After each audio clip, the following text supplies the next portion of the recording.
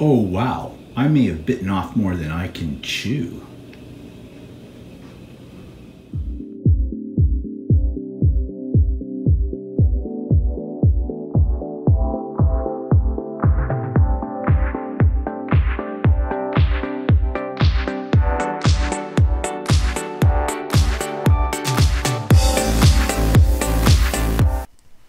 Good morning, everybody. It's Stephen here for Bland Designs, and this is my weekly vlog number 83 on Monday, September the 3rd, 2018. And today in our country, it is Labor Day. Labor Day marks the end of the summer, although technically summer doesn't end until September the 21st. But however, it's the end of the summer because kids are going back to school and the regular routine of life gets back into place. I always get a little jittery about this particular day because, well, for me as a teacher, it meant that I was going back to school too. So I was full of anticipation of a new school year, new kids, all the 1,001 things I would have to do. I would never sleep on Labor Day night very well because I'd have nightmares about school. Yes, they were nightmares. A lot of times focusing on me being naked in front of a class. I don't know what that was all about. And yeah, but this is the beginning of my 6th year of retirement. And I still get these. I don't get the dreams so much, but I still get this whole weekend. I've got this, feeling of anticipation of, just I need to do something kind of a deal. I guess that never leaves you as a teacher. So anyways, if you are going back to school, if you happen to be a teacher, have a great year. I hope it's a good year for you. It's going to be an interesting year for teachers here in Ontario because of what the new government is trying to do with the sex ed curriculum. So that's going to create some fireworks. Also, the teachers are starting off the school year without a contract. And this new premier we have doesn't really believe in negotiating with people about things. And he doesn't really hold education in very high regards. Go figure, he doesn't have much of an education himself. He's a baboon. Yes, I said that, and I mean it, so sue me. He should be used to being sued because everybody around is suing him for the things he's already done since he's only been in power for about a month or so. He's an idiot. But anyways, let's move on to cheerier topics, shall we?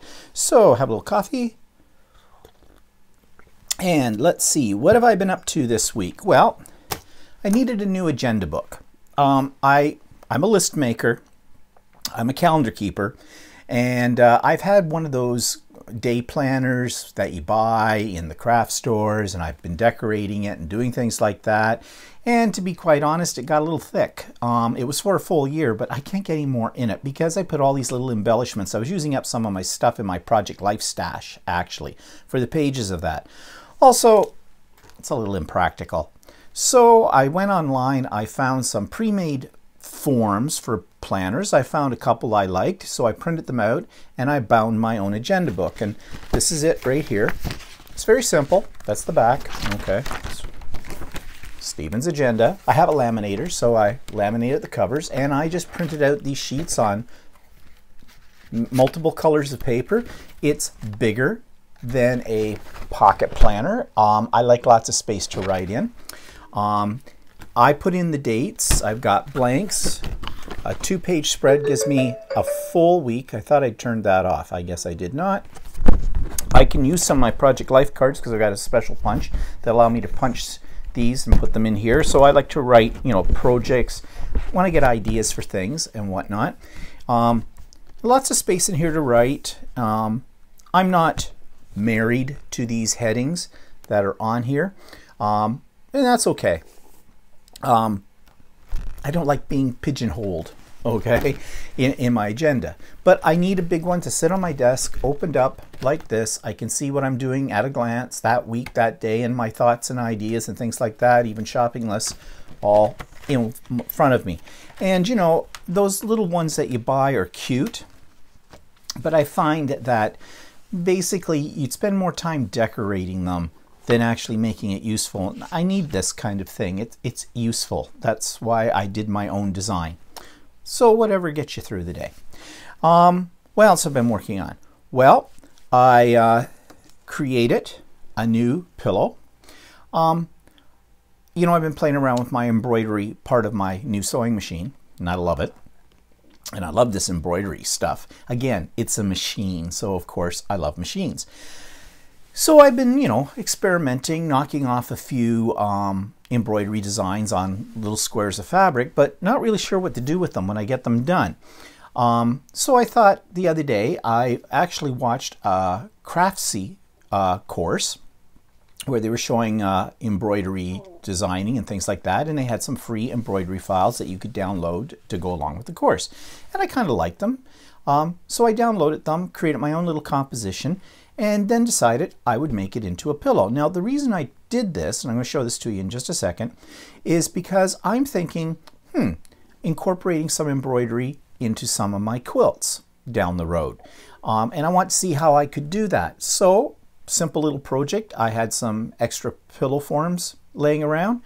I took some scrap material and I created this little pillow right here. It goes with the decor of our rec room, and we had one chair, doesn't really have a cushion on it, so I thought this is a perfect place for it. So yeah, I just created this. This is my own, well, my own design in the sense that the elements I put together. There's something on it. On the back, I created the pocket that you can easily put the cushion in. Again, this is just scrap material. I wasn't too concerned whether it all goes together or not, although it sort of does.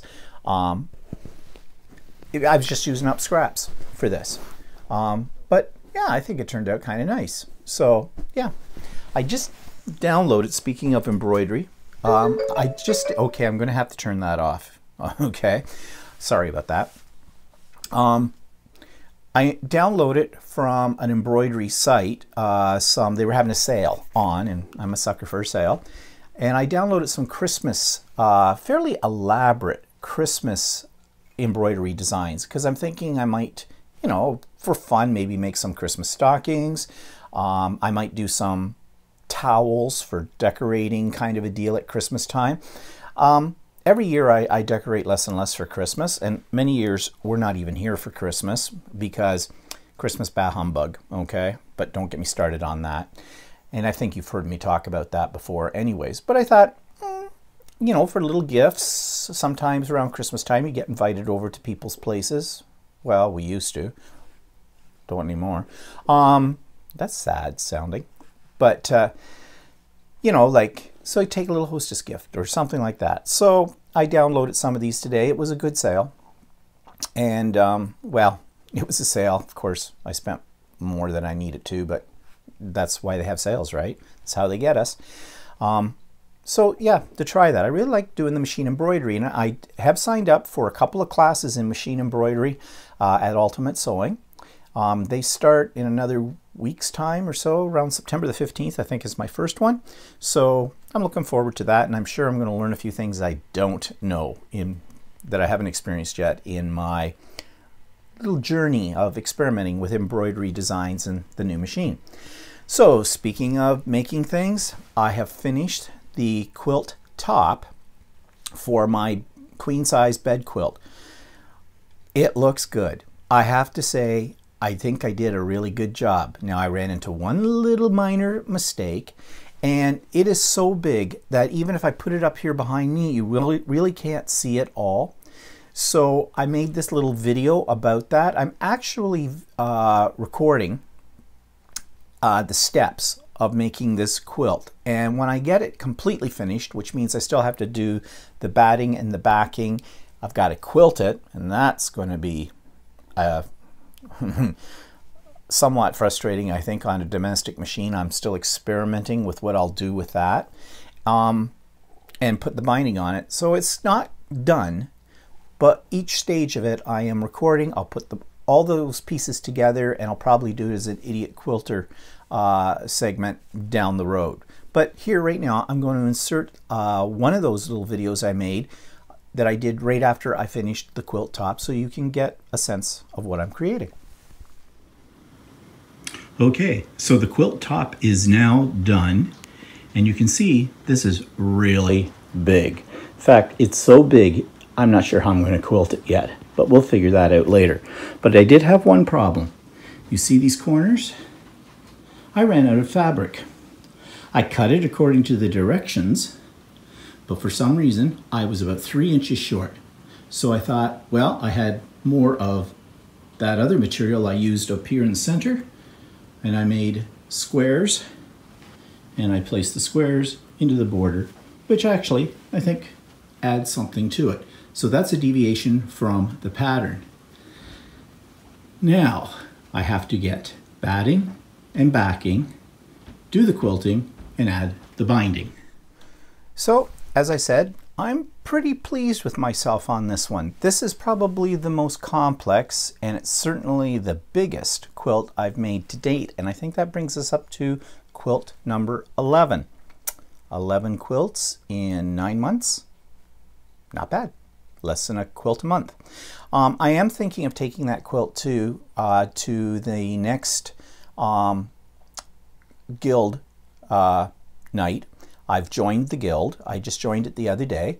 Their first meeting for the year is in October. They always have it on the first Tuesday of the month. So they have a show and tell section. And so depending on if I get the quilting and everything done by then, and I hope I will have it done, and how that turns out, I'm really thinking that I will show and tell it at that guild meeting. We'll see. A little nervous about doing that, but I am very proud of it. So anyways, moving on. So YouTube channel of the week. This is by, and I mentioned this on Stephen and Walter yesterday, this is by the actress who plays Amy Farrah Fowler on the show The Big Bang Theory. She's Sheldon's, well, now Sheldon's wife, because they got married in the last season. And she's hilarious. But she has a YouTube channel. Her real name is, and I'm going to probably butcher her name, it's Mayim Bialik. Okay, I'm probably not saying that right, but I really love her YouTube channel. So check this out and you'll know why. This week's YouTube channel is one by an actress by the name of Mayim Bialik. And I think I've probably got her name wrong. But she's better known from the show The Big Bang Theory as the character Amy Farrah Fowler. She is a great actress. She adds so much to that show. It's one of my favorite shows on TV, and unfortunately, they're about to cancel it. They're going into their final season come this fall. In the meantime, though, this actress, and I'm not going to say her name again because I'll probably blow it, she has put up her own YouTube channel, and it is a very entertaining YouTube channel. What many people may not know about this actress is that she actually was Blossom as a teen actress on a popular show called Blossom in the 1990s. Personally, I never really watched that show. However, after that show was over with, she went on to university and has a doctorate degree in neuroscience, which is exactly what her character on The Big Bang Theory plays. She is a neurologist, not a neurologist, but a neuroscientist. She's a very, very intelligent woman. She comes from a very strict religious background, although she talks about how she makes that work for her in her job as an actress.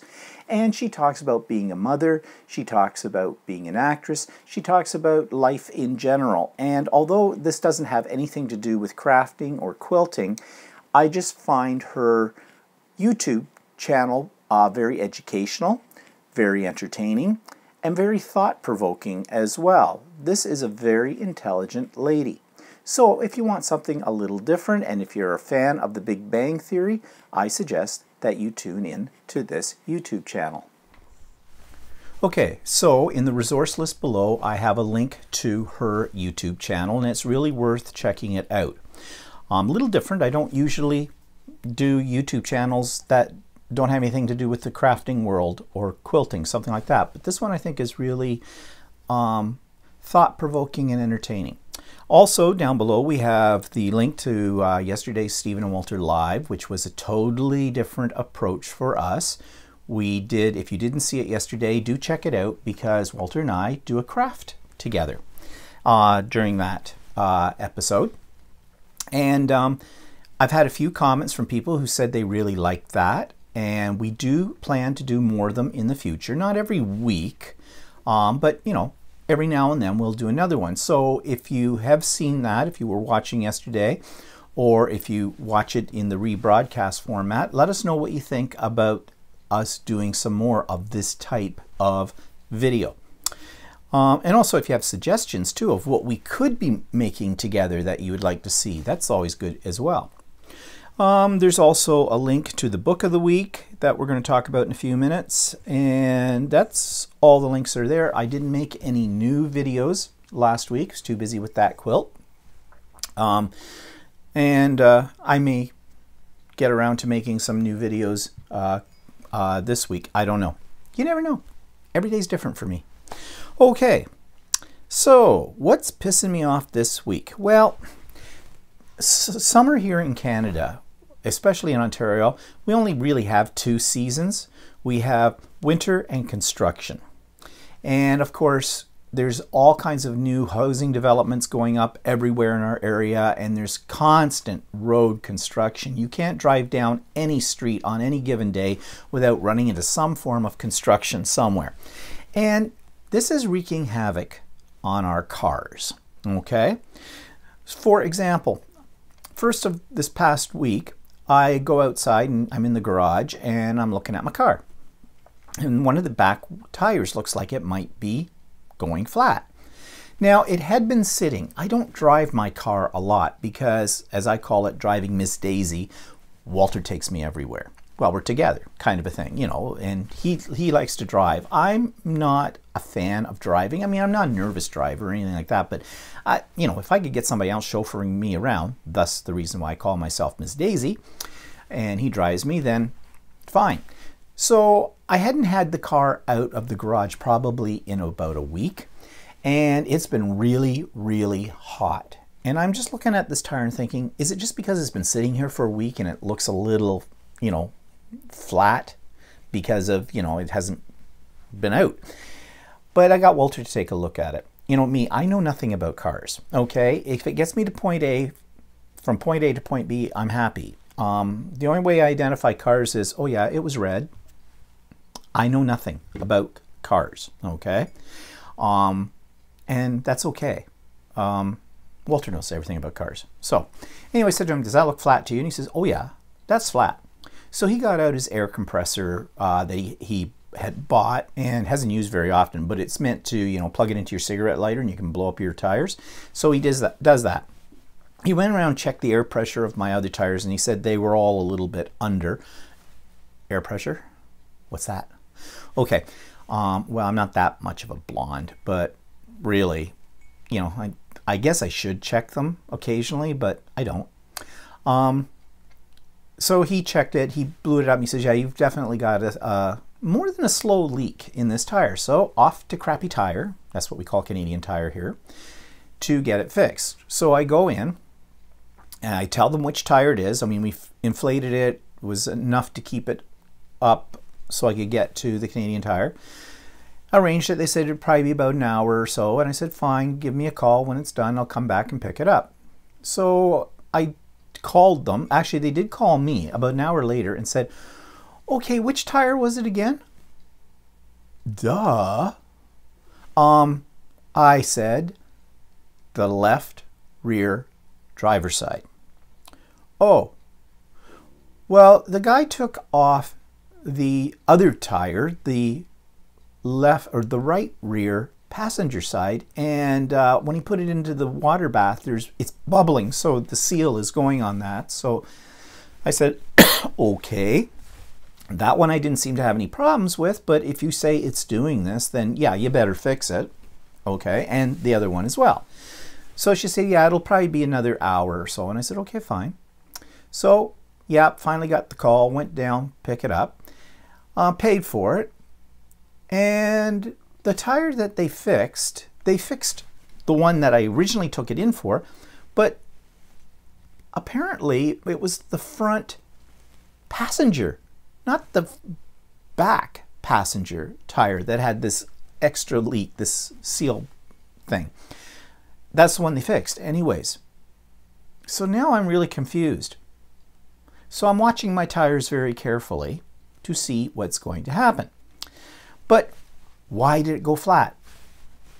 Well, they didn't really explain to me, but they figured I picked up a nail somewhere or something like that, at least on the one that was originally why I took it in, the left driver's side. Why is that so hard to say? No wonder, I probably picked up a nail somewhere, all this construction, who knows what. So then the other day we were out and about and we're coming home and we hit all construction again on the route that Walter decided to come home from. So we had to end up taking a gravelly country road. That was where the detour took us.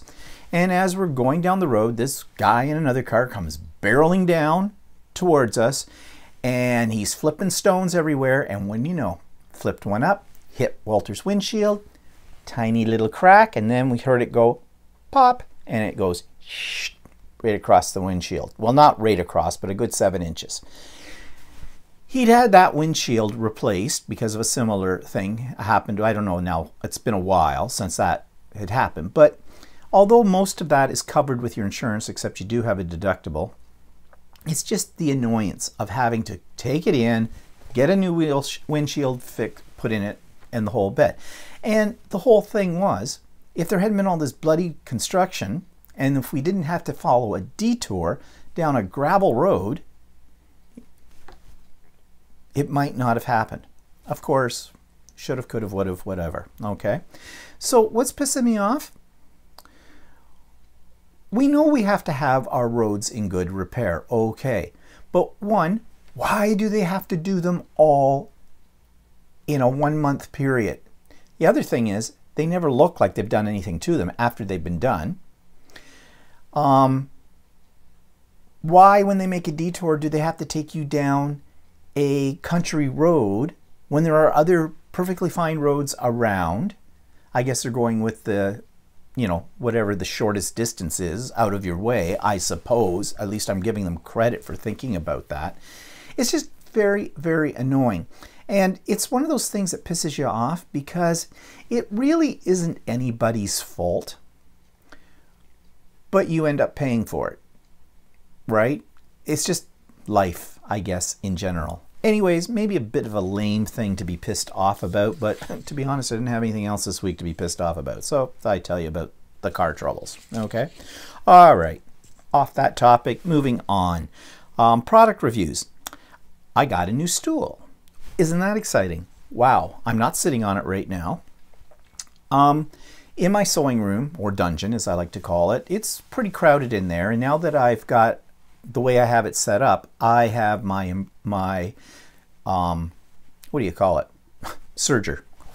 Brain fart.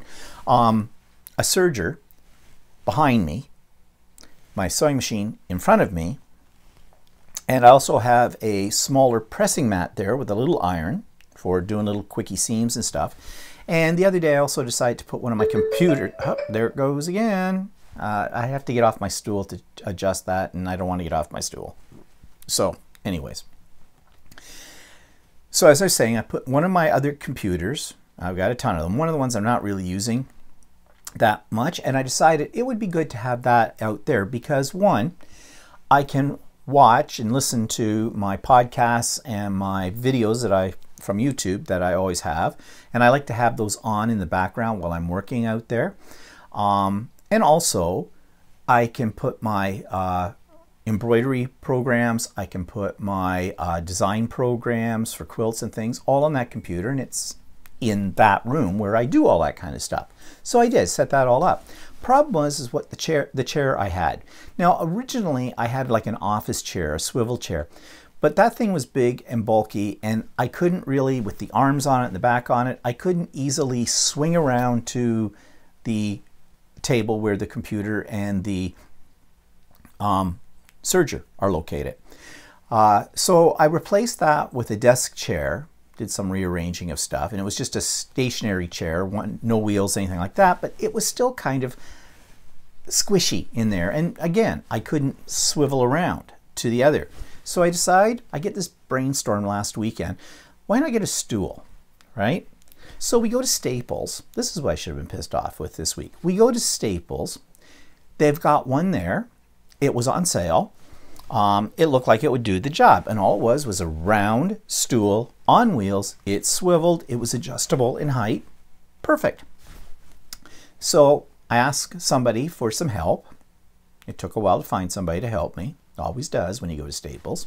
It's funny, you know, just as a little aside, you walk into these stores and there's, you know, at Walmart or other places, there's these greeters and that, and they're all over you.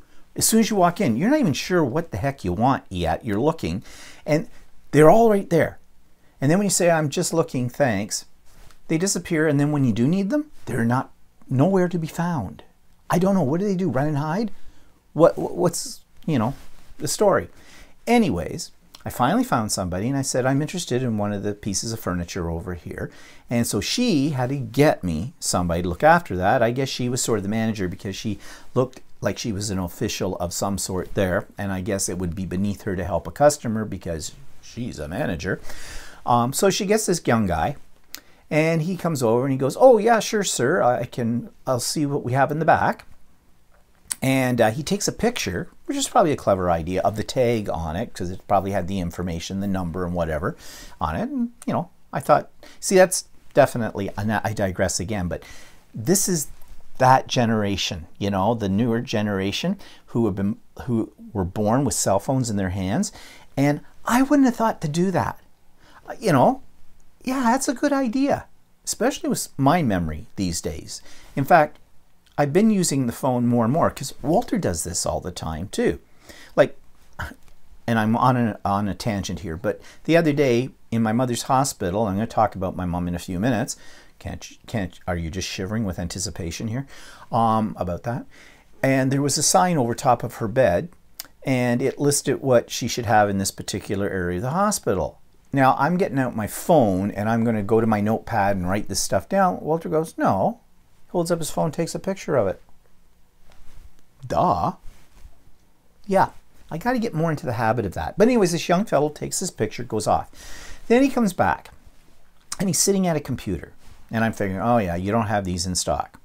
And sure enough, yeah, I'm sorry, sir, we don't have any more of those in stock. And I was going to say to him, well, what about this one? Can you sell me this one? Because it looked like it's fine. But he must have anticipated I was going to ask that. He says, and I'm sorry, sir, but I can't sell you the demo, the one that's on display. They won't let us do that. Fine. Great. You don't have any in stock. But he says, now I can probably get one here by Tuesday or Wednesday of next week. When do you need it? I said, now. I'm a very immediate person. When I decide I want something, I want it now. Okay? I know, probably unrealistic, but that's just the way I am. But also I was getting a little pissed off because, first of all, I had to find somebody to help me. And second of all, then I get told that they don't have any in stock, but it's on sale. You know? And third, I'm not waiting 3 or 4 days to get this because you know what will happen? I'll say, sure, I'll wait. It'll take, oh, I'm sorry, sir, that'll be another week or whatever. And I thought, screw this. I'm going home. I'm going on Amazon. So that's exactly what I did. And now these retail stores wonder why they're losing business. Well, you don't have any stock. Everybody goes to Amazon. And with Amazon, if they have it, I can probably get it in 1 day or 2 days, okay? And at a better price. And sure enough, I found what I wanted. It was a better price, even with the sale that was on this one at Staples. And yeah, get it the next day. And I did. And it's wonderful. And it works exactly the way I want it to work. Now, apparently, Kim of the Quilter's Way told me I didn't know this, but for long arm quilters and that, there's these stools called saddle stools. And I wasn't really sure what a saddle stool was. So I looked these up. I'd already ordered this thing, so I wasn't changing the order. But I looked these up, and they call them a saddle stool because they look like a saddle for a horse in a smaller version. It's got like sort of that raised part at the front and the whole bit. And I guess long arm quilters like this. I'm not really sure why they're designed that way, except maybe it keeps them from sliding out from under you or sliding off because you got something to grip your legs around. I don't know. My way of thinking, they're kind of a dangerous device for males. You know, like things could get caught I'm just saying, that's all I'm going to say. You use your imagination. And actually, the other day, I actually saw one. My hairdresser has one. I'm happy with the one that I got, though. I think that's going to work out fine, and it didn't cost a lot of money. It's Canadian made. That was a bonus right there. We're trying more and more to stay away from buying anything American. Why, you may ask? Do you need to ask? With the trade wars that are going on between our country and the way Trump is treating our country? Yeah. In fact, in the grocery stores, this is another aside. This whole video is going to be a whole lot of asides. I just see it now.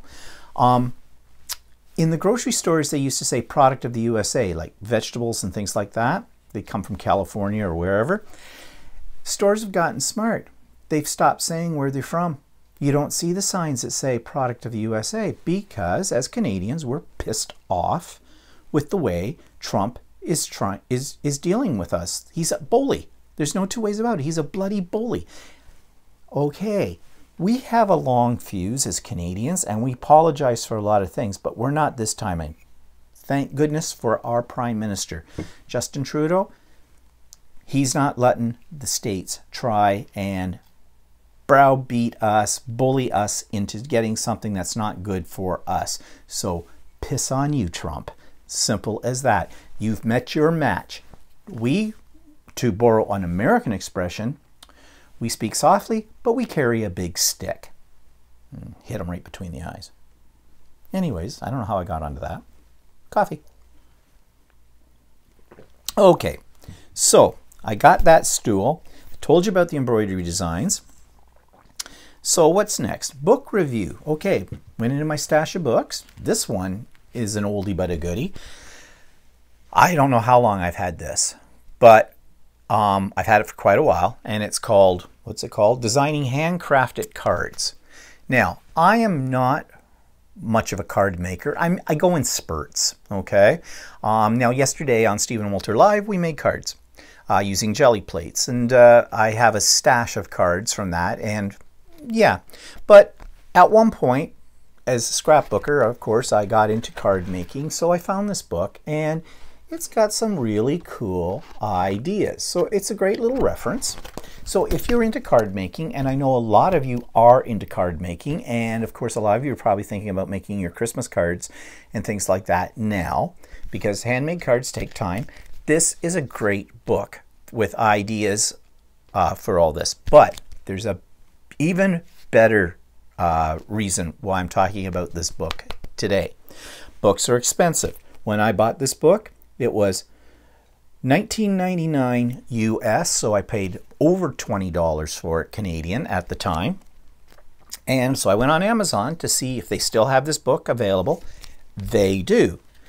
You can get this book on Amazon, brand new. Are you ready for this? This is Amazon.ca. 59 cents. Can you believe it? I don't know how many they have available. It did say, but 59 cents for a book like this. So if you're a card maker, I strongly suggest you run off to Amazon.ca. Now, it may be available on Amazon.com as well. I don't know. I didn't look, because that's the American version of Amazon. I go back here to the Canadian thing and the American thing. Although, of course, Amazon is an American company. It's just we have a branch of it here in Canada. But 59 cents. Even if you're Canadian and you order it on Amazon.com, if it's 59 cents there, with the exchange rate, it'll still put it under 70 cents. So how can you lose? How can you lose? Now, the other thing too is I think it had free shipping. If you're a Prime member, I'm pretty sure it was free shipping. But even if you have to pay for shipping from Amazon, it's probably okay. It would put the price up to maybe $5.59 or $6.59. That's still a good price. This is a good book. So I'm just saying, there you go. Bargain of the week, people. Okay. So inspiration. So I've been thinking a little bit. I haven't done anything really in applique yet, but I've been watching some videos about it, and it's kind of starting to make me interested in trying some applique. And actually, I can cut applique patterns using my die cutting machines. Plus, I can do it with my Cricut as well. So I'm thinking about giving this a shot. But what I'm also thinking is, how do you use them? Yeah, there's the obvious, you know, they can be part of a quilt, part of a garment, part of a pillow, something like that. But what I thought might be cool is to combine the techniques of applique with some of the techniques of mixed media. So you could do a mixed media piece, okay, sew it all in, and this could be a panel on the outside of a tote bag or in a art quilt or something like that. I don't know. It's an idea in my head. I have not tried this. I may never get to trying this. I don't know. These things happen to me. Thus my agenda. It has sections in it for projects. This is where I put down my ideas as they come to me, and every now and then I go back through them and go, oh yeah, that was something I was going to try. So that might be something kind of cool. And that's a way, I'm always looking for ways I could combine the quilting world with the mixed media world, with the scrapbooking world, with paper crafting world. How I can blend my two interests together. And this might be a method, a way to do it. So I don't know. Let me know if you think that might be a fun idea to try or whatever. As I said, I have no idea how I will go about it and when I'll get to it or not. I have to be inspired, gotta be in the mood. Yeah. Okay, so what's in my drawers this week? Well, talking about creative elements I haven't used in a long time. This week I'm talking about pigment powders. So watch this. So what I found in my drawers this week were pigment powders, and I have quite a variety of these. And if you don't know what pigment powders are, they're basically the powder that is used to create paint. And these are in a dry format. The most famous of these is probably Perfect Pearls, and I have a real big collection of these. And to be honest with you, I don't remember what I used to do with these, but I've got quite a few of them. Then I have something called, and these aren't really pigment powders, but they're very highly pigmented paint, called silks, and it says here shimmer and gloss acrylic glaze. So maybe they're a little different from pigment powders, but they are very concentrated in color. And then I have these, and these come from England. They come from Indigo Blue. They were kind of on the pricey side by the time I got them shipped here, but they are pure pigment powder, and their colors are brilliant that are in them. So they compare pretty close to Perfect Pearls, except that for your value, I think you get a little bit more in a bottle, even though you do have to pay for the shipping. So I'm just going to show you what these look like, because I've honestly forgotten what I used to do with these. So I dug out a couple of butterfly rubber stamps and embossed them, heat embossed them, you can see the shine, onto this tag, and then I just went over the tag with a couple of colors of, I believe I used the silks for this, just to create a multicolored background, which gives you lots of potential, but you can see the shimmer in this as well. So I'm just going to show you what you can do with these. So let's get out, I stamped some butterflies using Memento ink, and I hope it's going to be water resistant, and I've got out a couple of water pens, and let's see. Okay, let's try first of all with the Perfect Pearls. So I'll explain this little thing in a minute. With Perfect Pearls, they're very fine dust, and so what you need to do is scoop a little bit out. Let me see if I grab a little palette knife here. You don't need very much, so you just put a little bit on your surface, and that's a blue. They do have really nice colors. You can get these at Michael's in kits. They're not cheap. Use your coupon. They will last you a very long time. I've had these for literally for years. And you can see how little I'm putting down here, and in fact that was probably with the green too much. That's what's this one called? Green Patina. And there's this little one, and you notice I'm tapping it down because I remember that Oh, okay. Sometimes they print on the wrong side. Make sure you've got the lid up and knock it down, or you're going to have a whole lot of this, like I spilled a little bit here, all over your work surface. Okay. Now, several ways you could do this. If I spread those out a little bit further, I could have just spritzed them with some water from a spray bottle. But I'm just going to take my fine tip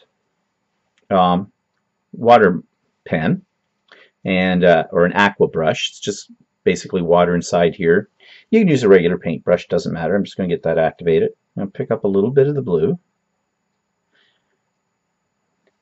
And let's color a butterfly.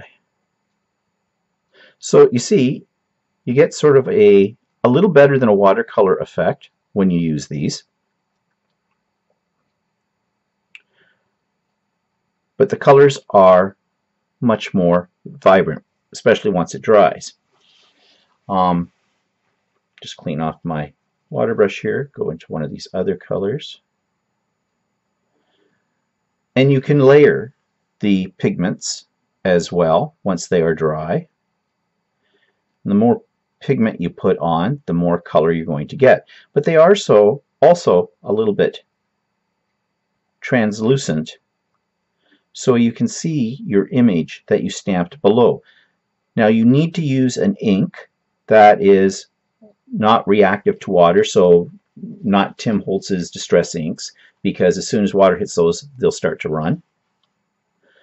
So I'm using Memento, but you could use Stays On. And I believe you could use some of the Ranger archival inks, because I believe they are water repellent as well. But you see, you can do a really nice job of just painting in a stamped image. Now, if you're concerned about staying within the lines, you can always emboss your image first and then go over top. Now, the advantage of that is embossing powder is water resistant, so it will resist the color. So only the spots that don't have embossing powder on them will be stained with the color. And so it's just a matter of dabbing on your color and then wiping it off. And so anything that ended up on your embossing powder will come off clean. And that's a way of, you know, making it look very professional when all you're doing is just slopping down paint. You're not concerned about staying inside the lines. Okay, so I think you get the idea. But this is just one of the things you can do with these. It's pigment. So anywhere where you need to add color and you want to mix it, say, with a medium, you can do that. So let's just put this off to the side, clean off my brush. I love water brushes. I kept calling it a water pen. It's a water brush because they're easy to clean up. So you see, and the paper I'm using is just a mixed media paper, nothing special. You could do this on cardstock, it doesn't matter. Okay, let's well, before we do want to show you how to color a pigment or color a medium, let's just take another one of these. And that was the Perfect Pearls. And let's see what the difference is if I use the silks. Now, I think you can still buy silks. There's also another product called Sparkling H2Os that was very popular a few years ago, and I think they are pretty much the same as these silks. Now, I got out some of my silks. I have not used these in years. I have probably had these sitting around for 10 years.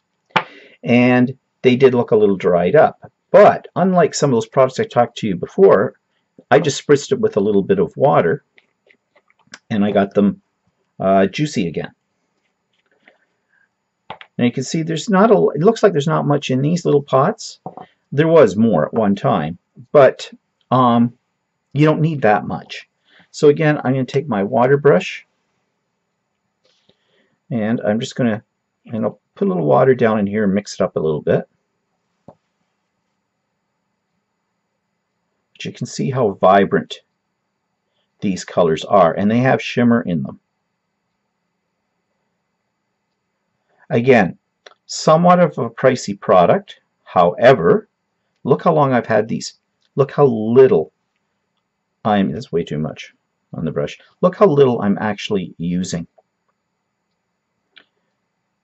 So really, they're a good investment because they don't dry up.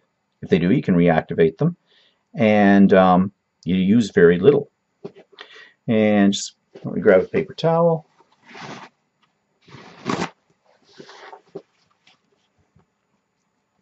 And you don't have to use them just on paper. Look, even this. I'm using it on a paper towel. And you could do it on fabric, that kind of thing. So they're fairly versatile. Let's just try this blue, because you know I love blue.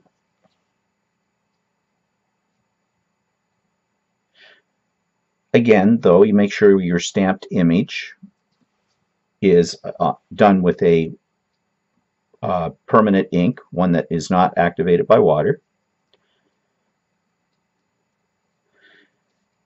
And if I wanted to, I could probably play a little bit with shading in here as well, with other colors of blue or whatever I want to use.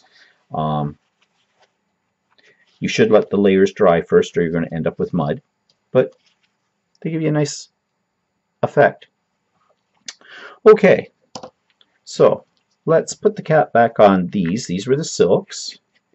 And let's look at my favorite, which are the luscious powders from Indigo Blue. And these are very, very pigmented.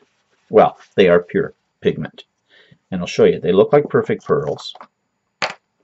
You get quite a bit. And the same thing. I'll just activate some of that.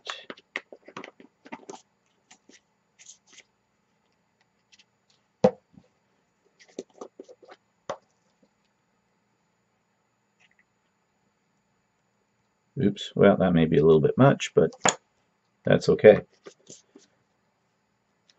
And we'll do the same thing, except this time I'll just spritz it. This is why you may want to keep the colors a little bit more separated on your work surface. And you can see, in comparison to the perfect pearls, look at how vibrant that color is. Now these are not quite as translucent as the perfect pearls or the silks, but it depends on how much you're putting on too, because my outline of my butterfly is coming through on this. But again, the color is very, very vibrant.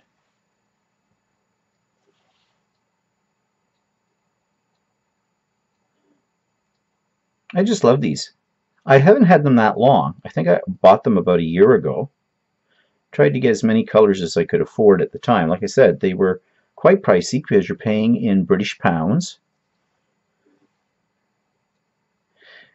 Some places here in North America do carry Indigo Blue stamps and that, but I did not find any place that carried these pigments. So that's why I actually ordered them directly from the store in the UK. But you see how vibrant the colors are. And they do have a little bit of a shine as well. Now, you may wonder what this thing is that I have off to the side. Let me clean up the excess here.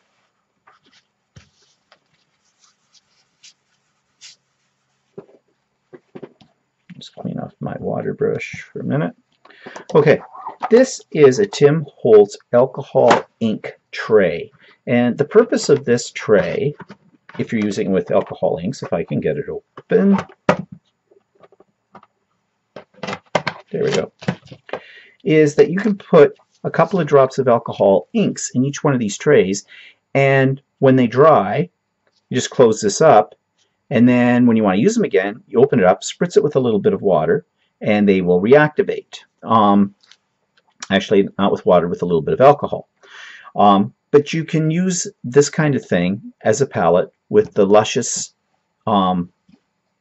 powders, pigment powders too, and that's what I have in some of these. And they dry up, so to reactivate them, you just hit them with water, and away you go.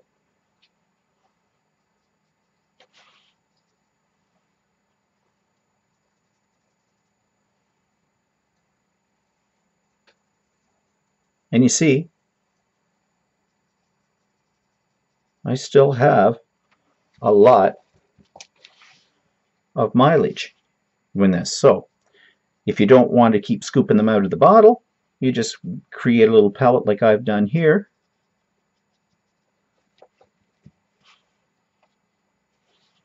And you're ready to go, which is kind of neat.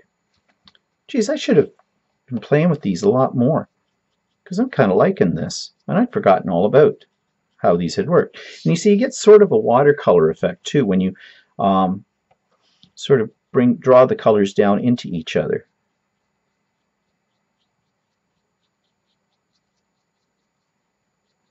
And of course, the more water you put, and I'm squeezing a little water out of my water brush here, so you can get a really cool effect as a background. Now that's something else you can do with them, and I have done this before. Any one of these you can put on a piece of cardstock. I'm just showing you this tag, for example. Got a little bit of beam of sunlight coming across here. It's because it's early morning when I'm making this. And then you can use your die cutting machine or punches and just punch out shapes or whatever from the card, and you've got some, like in this case I'd have some very iridescent looking butterflies. When you're done with this palette, all you do is shut it up, put it away.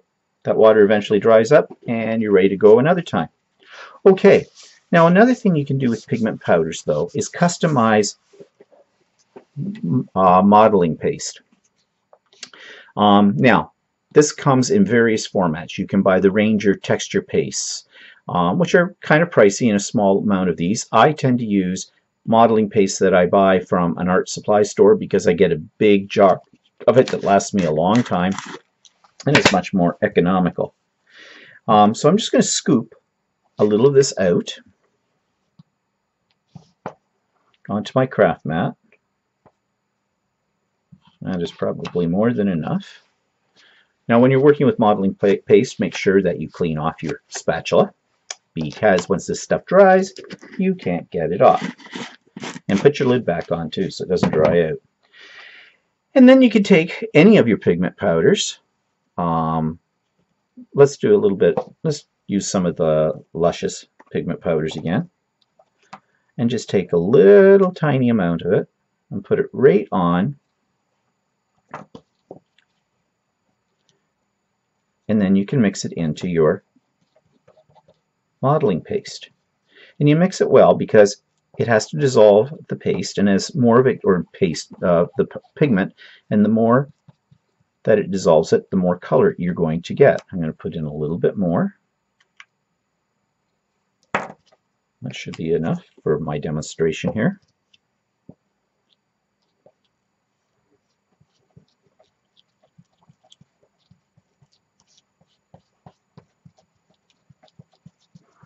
And so you just keep adding pigment to this until you get to the desired color that you want.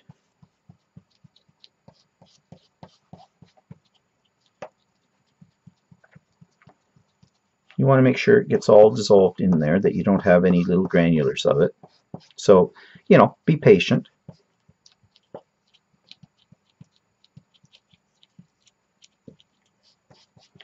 Okay, let's take a tag, and I've got a, let's use a little star. Now, the thing is, it could seep under your stencils. What I like to do is I use a repositionable spray. This is one you can no longer get, again by a British company called Crafter's Companion, Stick and Spray. I really like this, and I bought a lot of it just before they stopped manufacturing it, and I think this is my last can. But you can get repositionable sprays at Michael's and other places. You can use basting spray, quilter's basting spray. And what I like to do, and I'm doing it off camera, is like to give the back of my stencil a little squirt with this. And because it's repositionable, this is water soluble. You can wash it off your stencil afterwards. But what it does is it allows you to kind of seal those edges of your stencil down on your substrate. And now you just take your palette knife and away you go to town.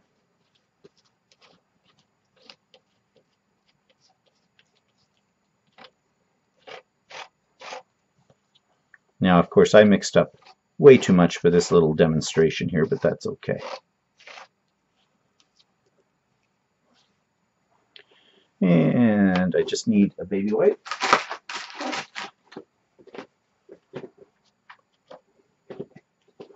Just going to get it off my palette knife.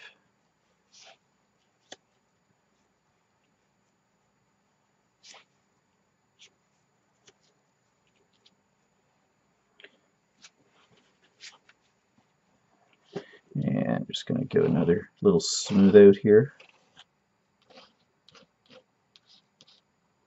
You see a little piece that didn't get any paste in it. Want a good even coat. Again, take your time with something like this. Okay, that looks good. And then peel off your stencil. So let's see if this worked.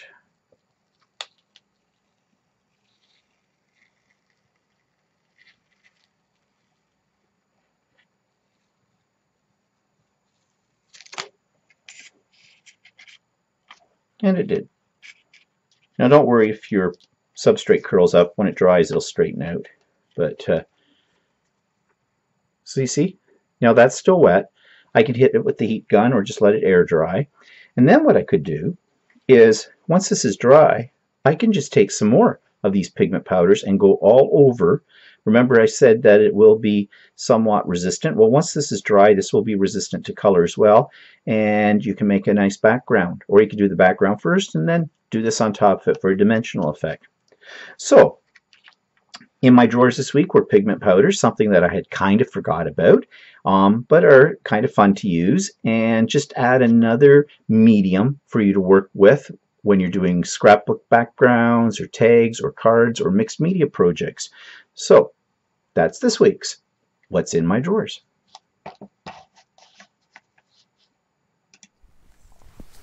So I'm sure some of you probably have some perfect pearls or things like that, or silks or H2Os laying around your stash. You might want to pull them out and revisit them because they're kind of fun to use, and if you like things that are shimmery, they're the way to go.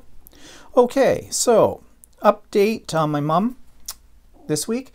She was moved from the second floor of the hospital to the first floor. And why is that significant? Because the first floor of the hospital is where they put people that are waiting for long-term care residences, which my mother's waiting for. They also have people in there that basically are never going to come out of the hospital, which is kind of sad. But anyways, they moved her down there. She's in a room that only has 2 other beds in it. Before, she was in a room with 3 other beds.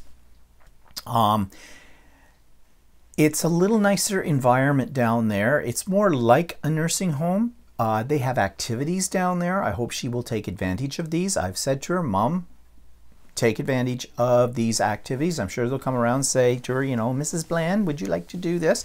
Don't say you don't feel like it or in the mood. Push yourself, because I said to her, this is what they will do when you get into a nursing home. This you want to do. It'll be part of your life, and you want to, you know, do things. Keep yourself active. So I hope she will take advantage of that. We'll see. She went in there on Friday in this new room, and they loaded up all her stuff into plastic bags, like her clothes or makeup or whatever and that. And so when we got there, we had to sort through it all and get it organized for her, because heaven help if my mother should lift a finger to do some of this. You know, yeah, she has mobility issues, but she's not dead. Okay, she could do a little bit of stuff to help herself. She's going to have to in the nursing home. They're going to put her in her wheelchair. They're going to get her up in the morning. They're going to feed and water her. And they're going to put her in her chair and say, fly, go, have a good day. And if she sits around and points at things, oh, I need this, I need that. Well, no, that's just going to kill her brain. So I'm trying to make sure she gets more active, you know, use that wheelchair. Get out there and push. You know, it's good for your upper body strength, all that kind of stuff. You're never going to walk again, basically. But at least keep what few muscles you've got left going. So this is why I'm happy that she's been moved into this area. Also, I think she thought, or is thinking, and it's wishful thinking and optimistic thinking, that, okay, then she'll only be here now for a little bit of time because there's going to be something open up in a nursing home and away she'll go there. I told her, no, Mom, you could be in here for several months. They've moved you down here now because finally a bed became available. This is what this area of the hospital is meant for, but that does not mean we're any closer to getting moved into a long-term care residence. And I said to her, Mom, you should always think in for the worst case scenario, because if you have something that's less than the worst case scenario come up, it's a nice pleasant surprise and you're not disappointed. Okay? So she kind of went, oh, well, that is the reality. And you know, I don't sugarcoat things for my mother. Because what's the point of that? I don't like people to sugarcoat things for me. I'm one of those kind of people who, you know, I want to know the worst case scenario so I can prepare myself for the worst. But if something better happens, then I am happy at that. That's just me. I guess that's my protagonist kind of attitude towards life, or pragmatic point of view. You know, I see everything, and this sounds a little bit negative, but I see everything as a problem that needs to be solved. And that's what a pragmatist does, and that's what I am. And yeah, if you prepare yourself for the worst, then you're well prepared, okay? And if the worst doesn't happen, bonus. Always look at that as a bonus. Anyways, she's been moved down there, and that's a good thing.